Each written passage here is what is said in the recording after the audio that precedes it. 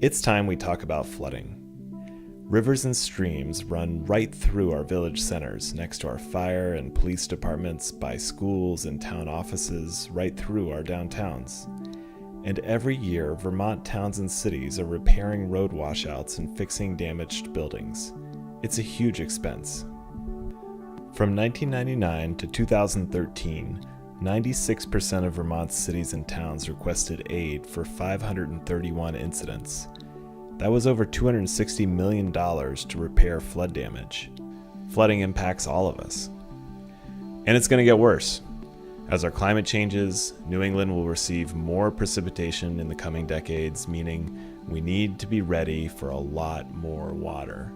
And more events like Tropical Storm Irene. Several towns are already taking important steps to get flood ready. The content you're going to find in this Making Room for Rivers training can get you on your way to protecting your town. The first thing you're going to want to understand is the location of your river corridors and your floodplains. Those are also sometimes called the Special Flood Hazard Area. The river corridor is the place a river or stream may move over time.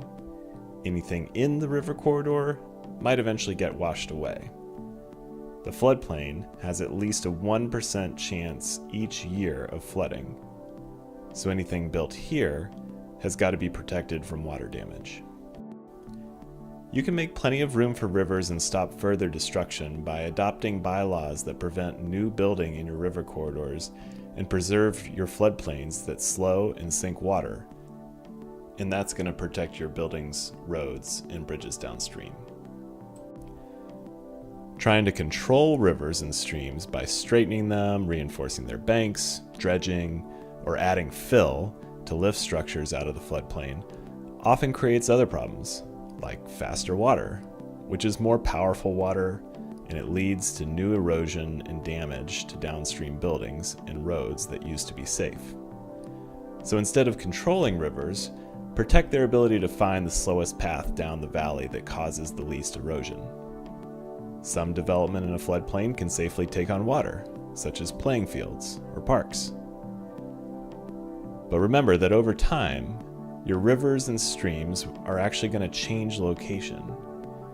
When planning where it's safe to build, you have to consider a full river corridor and leave room for your river to move so you can avoid reinforcing the banks.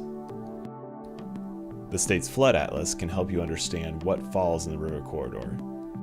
Remember, anything built here might get washed away. When it's time to update or build new critical infrastructure like your emergency services, town offices, or schools, look for opportunities to relocate them far away from flood hazards. Also, think about the value of forests on surrounding hillsides in your town plan. They slow and sink water during heavy rains, reducing the amount your streams and rivers are going to rise. Protecting them is going to protect your neighbors, your buildings, roads, and bridges. Whenever you fill in a floodplain, the water's got to go somewhere. And your home or business shouldn't become a flood risk because your neighbor puts in a driveway or elevates their new building lot. To ensure that doesn't happen, you need to clarify exactly where it's okay to develop in your town plan and think about special considerations for buildings in a flood hazard area or a river corridor.